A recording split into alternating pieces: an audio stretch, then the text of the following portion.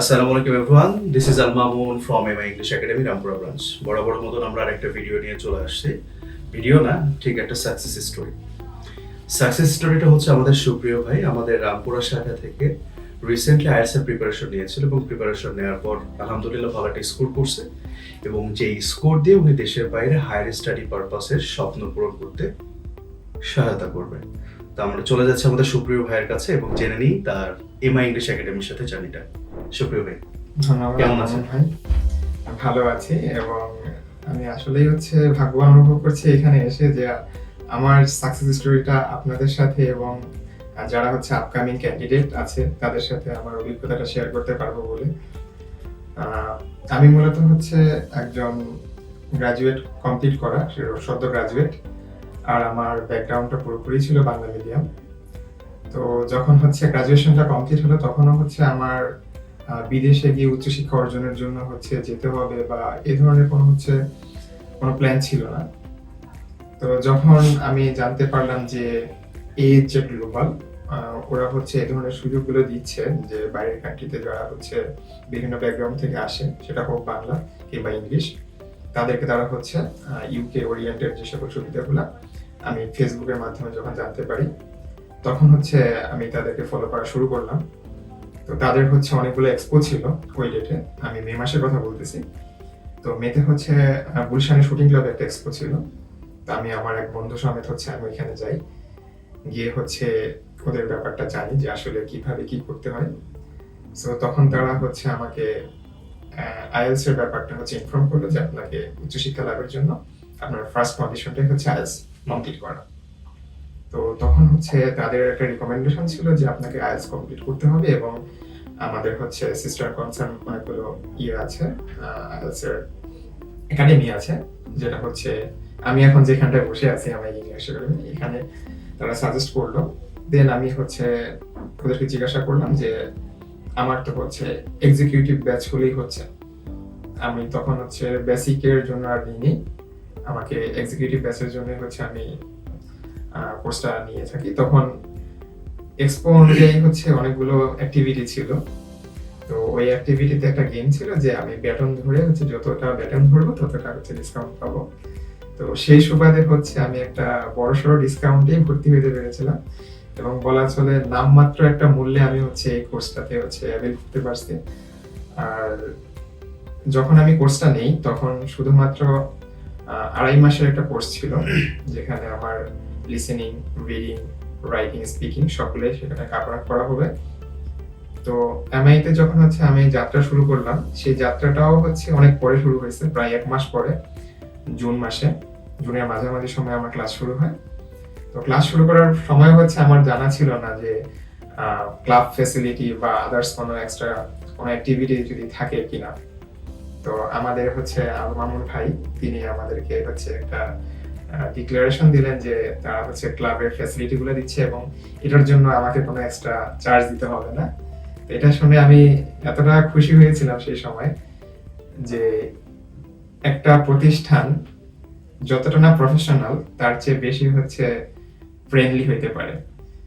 পেশাদার ব্যবহার বা পেশাদারিত্ব অনেক প্রতিষ্ঠানে হয়তো বা দেখায়, কিন্তু এতটা বন্ধুসুলভ, এতটা সহযোগিতামূলক, আর এতটা পরিমাণ আন্তরিক আমার এই প্রথম আর কি কোথাও কোনো প্রতিষ্ঠান যারা কিনা পেশাদারিত্বের বাইরে এসে আমাকে এভাবে সহযোগিতা করেছে আন্তরিকতার সাথে। তো এটার জন্য আমি কৃতজ্ঞ। আর এই কৃতজ্ঞতা আসলে যতই বলি আমি বললে কম হয়ে যাবে।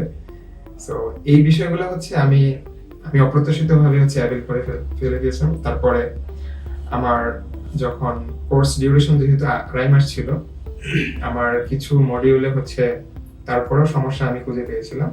বেসিক্যালি আমার রিডিং মডিউল নিয়ে আমি সাফার করতেছিলাম। তো আমি যখন আমার ম্যানেজমেন্টকে জানালাম যে আমার কোর্স তো শেষ হয়ে গিয়েছে, আমার এখনো একটা কোর্স নিয়ে, একটা মডিউল নিয়ে আমার এখনো আমি প্রবলেম ফেস করতেছি, তখন সেটা সাথে সাথে উনি আমলে নিয়ে আমার যে মেন্টর মুক্তাদির ভাইয়া, ওনাকে ইনফর্ম করলো। তখন সাথে সাথে আমার ওই কোর্সটা আমার জন্য আবার রিপিট করা হলো।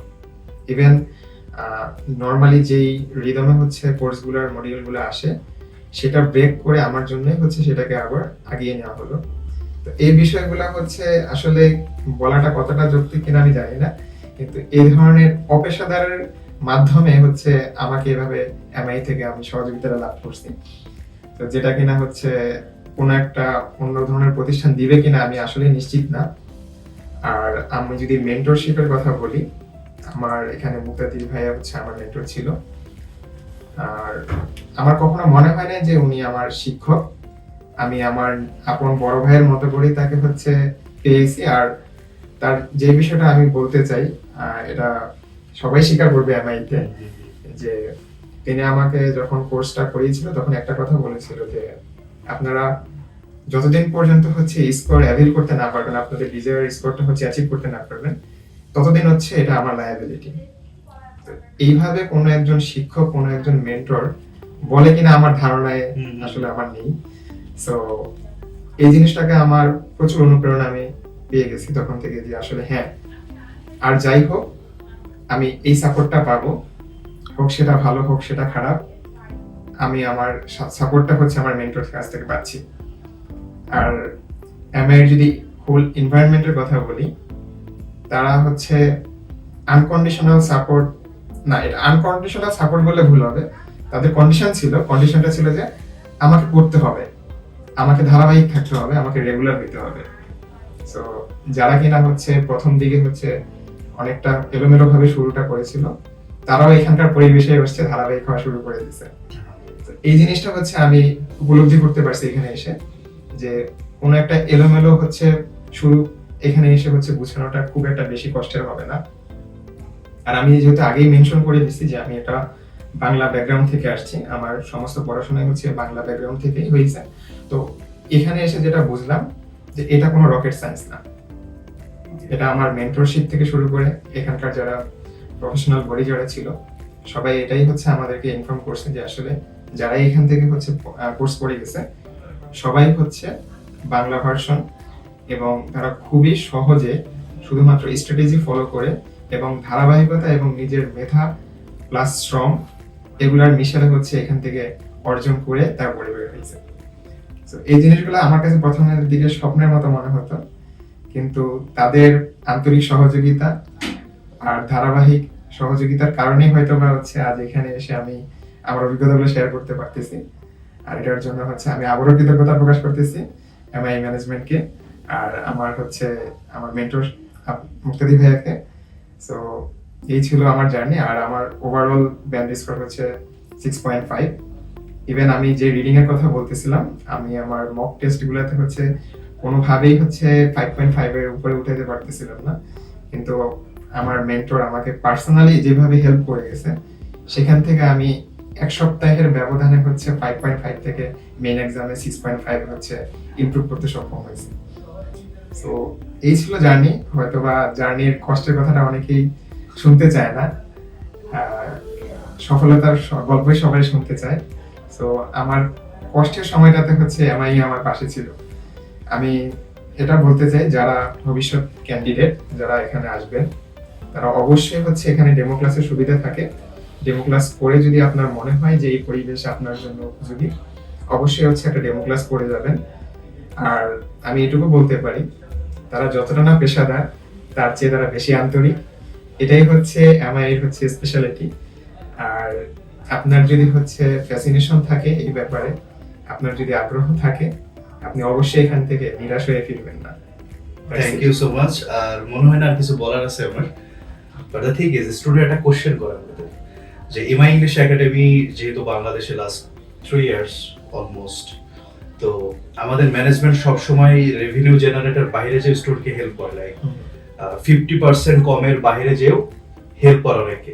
আপনি অ্যাজ ইউজুয়াল যে কোর্সের ফিতে ভর্তি হয়েছে ডিসকাউন্টে যেটা বললেন, স্টুডেন্ট যেটা প্রশ্ন করে ডিসকাউন্ট থাকলে কি সার্ভিস কম পায় কিনা, আমি এটা অলরেডি পরিষ্কার করে বলে ফেলছি যে আমি একটা নামমাত্র মূল্যে এখানে কোর্সটা অ্যাভেল করছি। তো আমি তখনও জানতাম না যে আসলে আমার এই কোর্সের সাথে আর কি কি ফ্যাসিলিটি গুলো আছে। তো আমার কাছে এটা পুরোপুরি আনএক্সপেক্টেড ছিল যে এখানে ক্লাব ফ্যাসিলিটি, আদার হচ্ছে এক্সট্রা কারিকুলাম অ্যাক্টিভিটি যেগুলো হচ্ছে একটা স্টুডেন্টকে তার কনফিডেন্স গ্রো করার জন্য হচ্ছে সহায়তা করে। ইভেন আমি যদি লাস্ট একটা ঘটনার কথা বলি, ক্লাব ফ্যাসিলিটির পাশাপাশি আমাদেরকে এটাও বলা হয়েছিল যে যদি আপনারা চান আপনাদেরকে নিয়ে আমরা একটা ডিবেট সেশন করতে চাই। তখন আমরা এতটা এক্সাইটেড হলাম যে জীবনে হচ্ছে আমরা বাংলা ডিবেট করি নাই, সেখানে ইংলিশ ডিবেট কিভাবে করা যায়। তো আমার ম্যানেজমেন্ট, আমার মেন্টর, তারা আমাদেরকে সহযোগিতা করেছে যে একটা ইংলিশ ডিবেট কিভাবে হতে পারে। সো লাকিলি হচ্ছে সেই ডিবেটে আমি টিম লিডার হয়ে জয়েনও করেছি এবং আমার টিম হচ্ছে জয়যুক্ত হয়েছিল। সো এই ধরনের এক্সট্রা কারিকুলাম অ্যাক্টিভিটিস বা সারপ্রাইজিং অ্যাক্টিভিটি বলা যায় এমআই মাঝে মাঝে আয়োজন করে এবং এটার ধারাবাহিকতা আমি করবো তাদেরকে রক্ষা করতে। আর যারাই কিনা হচ্ছে ভবিষ্যতে কোনো একটা আইএলটিএস এর জন্য হচ্ছে উপযুক্ত প্রতিষ্ঠান খুঁজে যাচ্ছে, আমি তাদেরকে হাইলি রিকোয়েস্ট করব তাদের এখানে এসে একটা ডেমো ক্লাস করে দেওয়ার জন্য। তারপরে যদি হচ্ছে মনে হয় যে আমি এখানে এনরোল করতে চাই না, সেটা সম্পূর্ণই হচ্ছে ক্যান্ডিডেটের ইচ্ছার উপর ডিপেন্ড করে। তবে আমার হাইলি রিকোয়েস্ট থাকবে এখানে এসে তাদের পরিবেশটা হচ্ছে একটুখানি অবজার্ভ করে যাওয়ার জন্য। থ্যাংক ইউ সো মাচ সুপ্রিয় ভাই। আর আবারও একটাই কথা বলার মনে হয় আর কিছুই নাই, সবকিছু সে বলেই দিয়েছে। But the thing is student আসলে যেটা চাই, স্টুডেন্টরা ভালো একটা এনভায়রনমেন্ট চায়, ভালো একটা মেন্টর চায়, ভালো একটা গাইডলাইন চায়, পরামর্শদাতা চায়। সো আমরা ওই জায়গাটাই গ্রো করার চেষ্টা করছি, আমরা স্টুডেন্টকে হেল্প করব। বাট অফিসের পেশাদারিত্বের বাইরে যেও যদি তার হেল্প লাগে আমরা এটা করব। যদি আমাদের একটা স্টুডেন্ট ভালো রেজাল্ট করে, এই সাকসেস আমাদের, যতটা না তার ততটাই আমাদের। সো যারা আইএলটিএস শিখতে চাচ্ছেন, রিসেন্টলি আইএলটিএস এর প্রিপারেশন নিতে যাচ্ছেন, অ্যাজ এ ম্যানেজার আমি রিকোয়েস্ট করবো আপনাদেরকে একটা দিন রামপুরাতে ভিজিট করতে পারেন, এমআই ইংলিশে ভিজিট করতে পারেন। নট অনলি রামপুরা, আমাদের বাংলাদেশে আরো 5টা ব্রাঞ্চ আছে, সিলেট, চিটাগং, রাজশাহী, উত্তরা, ধানমন্ডি এবং রামপুরা, টোটাল 6টা ব্রাঞ্চ। আপনার বাসার পাশেই যেই ব্রাঞ্চ, আপনি ওই ব্রাঞ্চে ভিজিট করে কয়েকটা ক্লাস করে মেন্টরের সাথে কথা বলে গাইডলাইন নিয়ে শুরু করে দিতে পারেন আপনার চার্টে। সো দেখা হচ্ছে নতুন কোনো একটা ভিডিওতে আপনার সাথে। আসসালামু আলাইকুম।